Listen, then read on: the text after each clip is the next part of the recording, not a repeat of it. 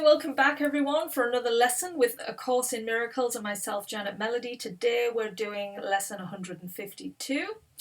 And just before we start, to let you know, there's links under this video to the lesson content and also any information you want to know about the course. There's a link under here too. So we'll get started with our lesson of the day and then the content that goes with it. So the statement to remind ourselves of throughout today is the power of decision is my own. The power of decision is my own. No one can suffer loss unless it be his own decision. No one suffers pain except his choice elects this state for him. No one can grieve, nor fear, nor think him sick unless these are the outcomes that he wants. And no one dies without his own consent. Nothing occurs but represents your wish, and nothing is omitted that you choose. Here is your world, complete in all details. Here is its whole reality for you, and it is only here salvation is. So yeah, it's quite a tall order, isn't it, to think that we create sickness, we create death, we create all of these things in the world that we see. And the only way to really be free of them is to realize who we really are, that one solid force within us, which is love. The energy of love, eternal, it doesn't change, it doesn't move, it is solid. And that is what we are. So in realizing that all of these things outside of us are just a creation that we've miscreated without our source, and we can just return back to who we are. That's where salvation lies. You may believe that this position is extreme and too inclusive to be true. Yet can truth have exceptions? If you have the gift of everything, can loss be real?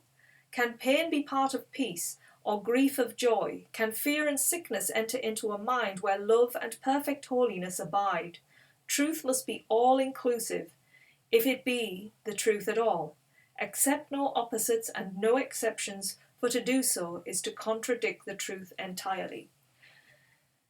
Yes, that source of truth, that love, cannot have all of these things in operation with it. They don't exist. If you believe there is a separate thing to truth, then you cause the duality and the battle, which is what is going on in the world. Until you step into that one truth of who you are, all other things will continue to elude you and keep you in this little dream world until you wake up to the reality of what you really are. Salvation is the recognition that truth is true and nothing else is true. This you have heard before, but may not yet accept both parts of it. Without the first, the second has no meaning, but without the second is the first no longer true. Truth cannot have an opposite. This cannot be too often said and thought about. For if what is not true is true as well as what is true, then part of truth is false, and truth has lost its meaning. Nothing but the truth is true, and what is false is false. So that's pretty clear, isn't it? It's saying truth is true, false is false. That's it. Anything that contradicts the truth is not real. Truth stands solid, doesn't change, it is eternal, it is there always. This is the simplest of distinctions, yet the most obscure, but not because it is a difficult distinction to perceive. It is concealed behind a vast array of choices that do not appear to be entirely your own. And thus the truth appears to have some aspects that belie consistency, but do not seem to be but contradictions introduced by you. I think within this as well, it's sort of like when a thought pops in, we attach to it and we become it. Thoughts have so much power to us because we give them power. You can feel depressed 1 minute from what you're thinking, and suddenly you can feel happy again. It's like it's a constant shifting of states. As God created you, you must remain unchangeable, with transitory states by definition false, and that includes all shifts in feeling, alterations in condition of the body and the mind, in all awareness, in all response. This is the all-inclusiveness which sets the truth apart from falsehood and the false kept separate from the truth, as what it is. So yes, to realize that these transitory states, these things that shift, if they change, they're not real. Anything that changes is not real, it's false. So, depression, false. Sickness, false. Death, false. Aging, false. All of these things shift and change. And now if we become to realize these things, it really releases a lot of suffering, because you're blaming yourself all the time. You're going into a state. Like, just think of when you've had a thought, one moment about something, and how that can really shift your day. Like, just a thought. It could shift it into any one of those emotions, sadness, happiness, depression, anger. Those are all false. They're not real. They're not going from where you are. Total love, truth. That's what you are. Solid. It is not strange that you believe to think you made the world you see is arrogance. God made it not. Yeah, we do think we are the creator. That's why we're so lost in this world, because we have no idea where we're going, but we are, trying our best to find it, aren't we? Trying with the past and the future. We're trying to gauge all of this to create our own little world. That's why it's such a falsehood, this world, because the source knows where we're going. God knows the truth, and we connect with that, and we'll know too. So God made it not. Of this you can be sure. What can he know of the inferior, the sinful and the guilty, the afraid, the suffering and lonely, and the mind that lives within a body that must die? You must accuse him of insanity to think he made a world where such things seem to have reality. He is not mad, yet only madness makes a world like this. Ain't that the truth? To think that God made chaos, contradicts his will, invented opposites to truth, and suffers death to triumph over life, all this is arrogance. Humility would see at once these things are not of him. And can you see what God created not? To think you can is merely to believe you can perceive what God willed not to be. And what could be more arrogant than this? Let us today be truly humble and accept what we have made as what it is. The power of decision is our own.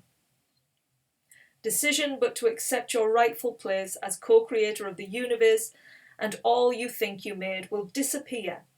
What rises to awareness then will be all that there ever was, eternally as it is now, and it will take the place of self-deceptions made but to usurp the altar to the Father and the Son.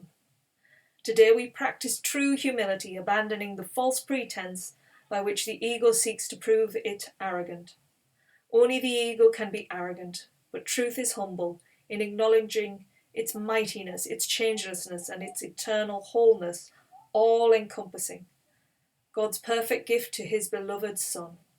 We lay aside the arrogance which says that we are sinners, guilty and afraid, ashamed of what we are, and lift our hearts in true humility instead to him who has created us immaculate to himself in power and in love.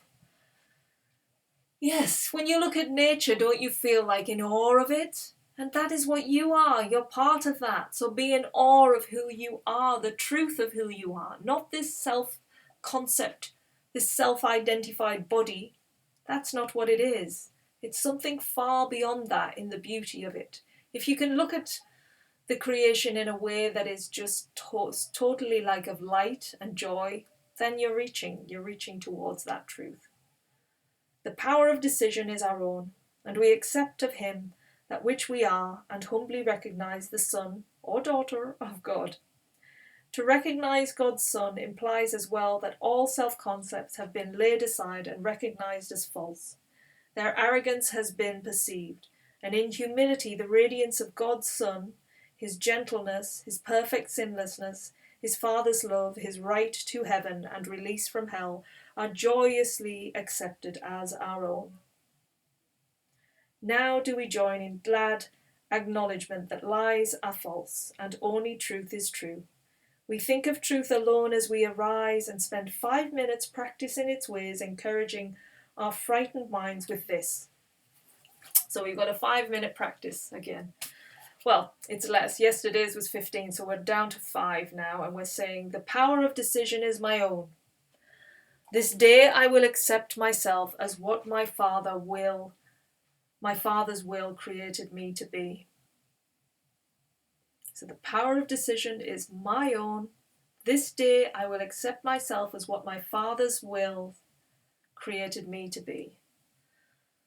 That eternal light. Whatever you could change that slightly, because I think that's quite a hard sentence to keep in your mind throughout the day or throughout that practice, the 5 minutes. So yeah, write it down if you want, or just change it to whatever, aligns with you, what makes you feel that you are that creation of God. Then we will wait in silence, giving up all self-deceptions as we humbly ask ourselves that He reveal Himself to us. And He who never left will come again to our awareness, grateful to restore His home to God, as it was meant to be. In patience, wait for Him throughout the day and hourly invite Him with the words with which the day began, concluding it with the same invitation to yourself. God's voice will answer, for He speaks for you and for your Father. He will substitute the peace of God for all your frantic thoughts, the truth of God for self-deceptions, and God's Son for your illusions of yourself. Okay, so 5 minutes in the morning, doing this practice. The power of decision is my own. This day I will accept myself as what my Father's will created me to be.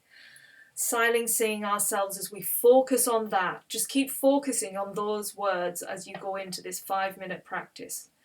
And that calms the mind, that puts you in a state of focus onto something that is going to light up and bring that energy towards you, so you feel it, and so that transcends the mind of all its frantic thinking and whatever's going on in it. It releases it. That's what we're looking for each time.